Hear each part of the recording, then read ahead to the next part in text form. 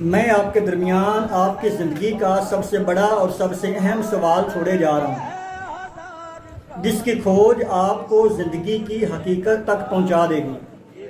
کربلا کا واقعہ لگ بھگ 1400 سال پہلے کا ہے۔ اس وقت 72 ایسے سید و شہداء تھے جس کے مقابلے میں لاکھوں کا یزیدی لشکر تھا۔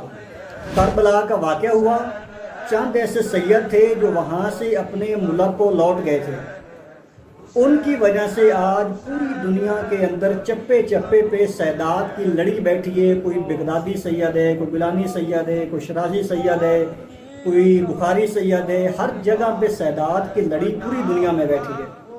میرا آپ سے یہ سوال ہے کہ اس وقت چند سید کے مقابلے پہ جو لاکھوں کا لشکر یزیدی تھا، انہوں نے پھر شادیاں بھی کی ہوں گی، ان کے بچے بھی پیدا ہوئے ہوں گے، پھر انہوں نے بھی شادیاں کی ہوں گی، آگے ان کو بھی بچے پیدا ہوئے ہوں گے، پھر ان کے بچوں نے بھی شادیاں کی ہوں گی اور ان کے بچے بھی پیدا ہوئے ہوں گے۔ اگر چند سید کی وجہ سے پوری دنیا کے اندر سیدات بیٹھے ہیں تو اس وقت جو لاکھوں کی تعداد میں یزیدی تھے، ان کی اولاد کہاں پہ ہے؟ اس سوال کی کھوج آپ کرتے رہیے گا اپنی زندگی میں۔ جیسے علامہ اقبال نے ضرب کلیم کے اندر ایک اہم نظم ہے ساقی نامہ، اس میں اقبال فرماتے ہیں کہ حقیقت خرافات میں کھو گئی، یہ امت روایات میں کھو گئی۔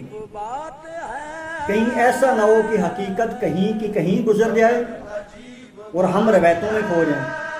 جیسے جیسے آپ اس سوال کی کھوج کرتے جائیں گے، آپ حقیقت کے قریب ترین پہنچتے رہیں گے۔ یہ آپ کی زندگی بھر کی اسائنمنٹ ہے۔ اپنے بچوں کو بھی اس کی شناخت ضرور کروائیے گا۔